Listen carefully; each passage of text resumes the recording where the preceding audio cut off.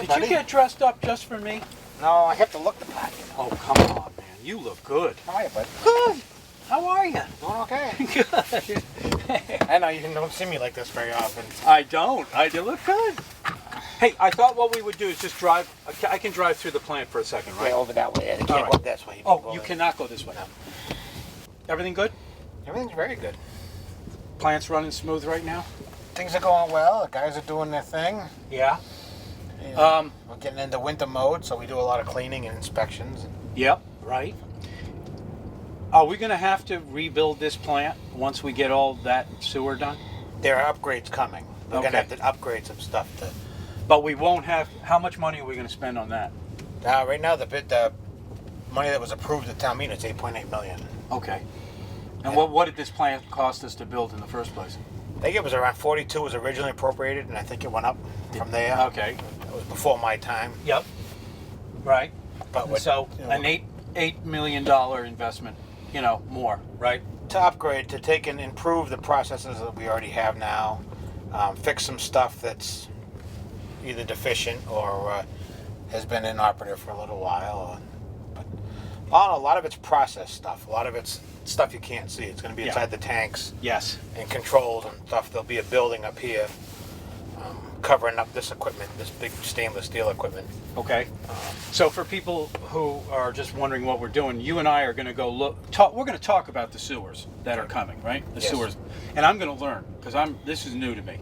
So like a lot of people, they'll find this I hope they find it interesting enough so that they get a good sense of what is about to happen here. Getting back to the plant, if we're going to spend $8 million on upgrading, will that take care of everything we want to do once this whole island is sewered? That'll take us to the next step, depending on whether they go even further.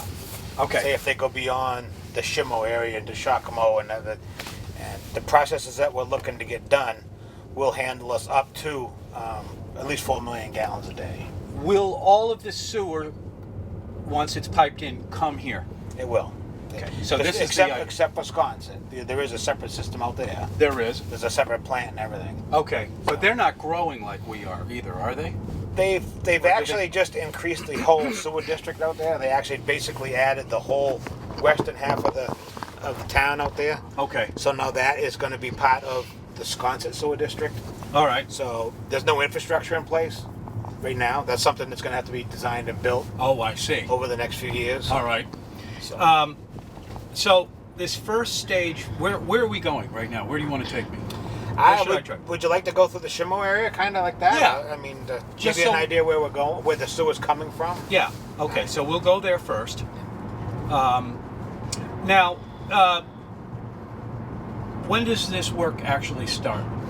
Well, actually, on Tuesday, there'll be a company on the island doing a lot of soil borings. Well, it hasn't even, the plan is still being developed and designed. Yeah. It hasn't gone out to bid yet, but what they're doing now is they're doing the pre-bid stuff. They're taking and having a company come down and do like 300 soil borings to check the soils in all the areas where the sewers are going.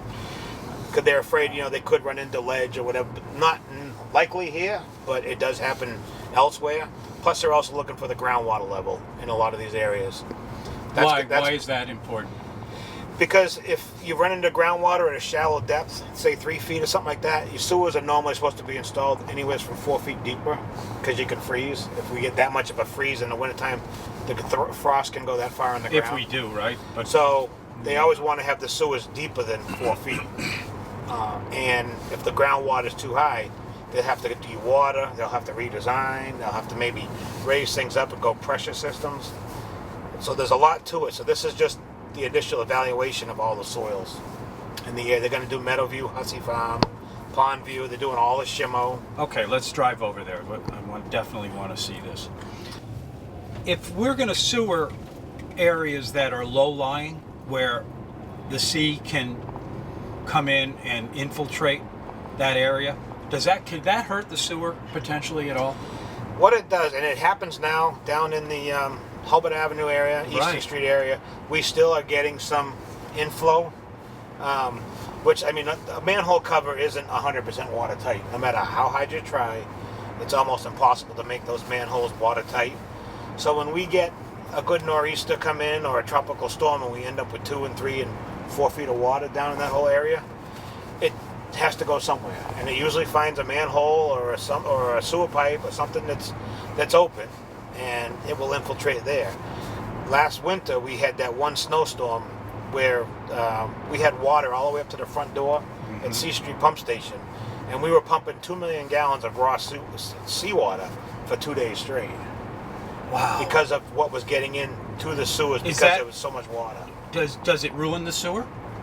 It has a big problem with corrosion. We've had a lot of issues with valves out here at the plant because of saltwater intrusion. And the other thing it affects strongly is our biology.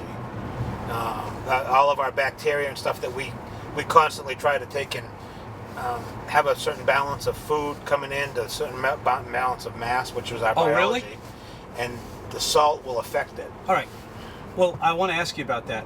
But when that happens, are you taking into consideration the fact that we're probably going to get more storms? And I mean, we're not the only one saying this. FEMA's saying it.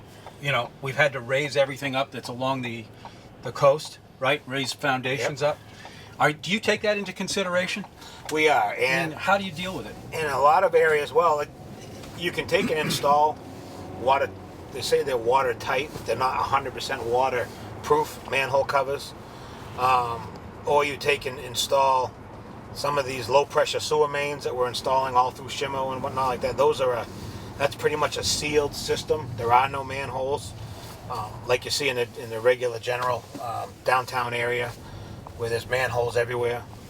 That's pretty much more of a sealed system. Okay. So nothing can really infiltrate into it. It would have to be injected and pumped into it.